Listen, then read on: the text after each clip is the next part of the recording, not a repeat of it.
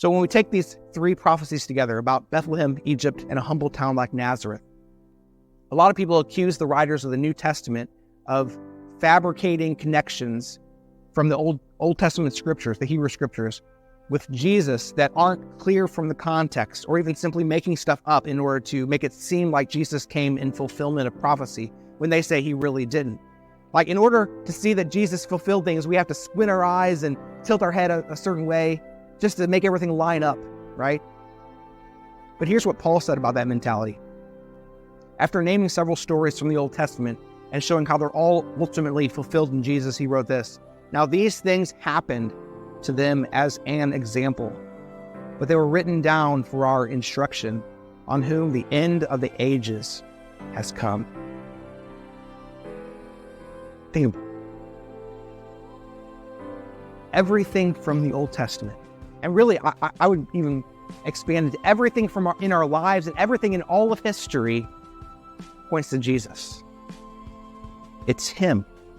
It's in him that all things are coming together. The ages, on whom in the end of the ages has come. You see, what Paul was saying is that if we look at history and only think about those things historically, we're missing the point. Ultimately, everything is fulfilled in Jesus. And every tiny, random,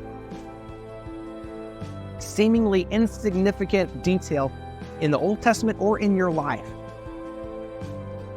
is written or plays out for us who are living in the light of the reality of Christ's coming. And even words said in ignorance are ultimately fulfilled in Christ. That's why I've come to be convinced that every word of the scriptures is a testimony to him, and that every prophecy and longing is fulfilled in Jesus. That means that when Israel was in slavery in Egypt, the point wasn't merely for them to long to get out of Egypt, but for us to long to be set free from our sin by Christ. When Israel was taken into captivity by Assyria, the point wasn't merely for them to be sorrowful, but for us to be sorrowful when we realize that we've been captive to sin. And when Jesus was called a Nazarene, the point wasn't merely for us to know where Jesus was raised, but that we would be in awe of the God who arranges all of these seemingly insignificant details so that we would come to know Jesus and long to be completely satisfied in him. I think that same longing is true for all of the longings that we have in this life. My longing for my kids to be wholly happy and healthy is really a longing that they would be happy in Jesus. My longing for my friends to have perfect marriages is a longing for them to be overjoyed in being the bride of Christ. My longing for all of us to be united in faith is a longing for all of the world to see Christ in us and be saved. You see, I think God allows us to have unfulfilled longings for now so that we can practice hoping and trusting in him, so that we would see his faithfulness in filling all of our longings. And even if we don't understand how he does, how he's going to bring all these things to fulfillment, we can know that he does. Because when Jesus came and lived and died on the cross, he said, "It is finished."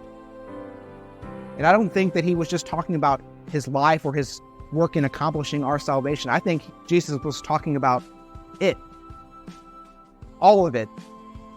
All of the prophecies, all of our longings, all of our hopes, all of history is fulfilled in Jesus.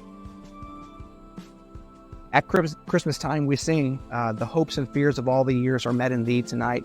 Maybe you still have some fears, some longings for the future. But because Jesus came, it is finished. Because of Jesus, in the end, there will be no more mourning, nor crying, nor pain anymore. Of course, we don't understand how all this plays out. God is outside of time and operates according to his wisdom, but we can trust that in his time, it is all finished, and all of our longings have been satisfied in Jesus. And because of that, even today, he keeps us singing as we go.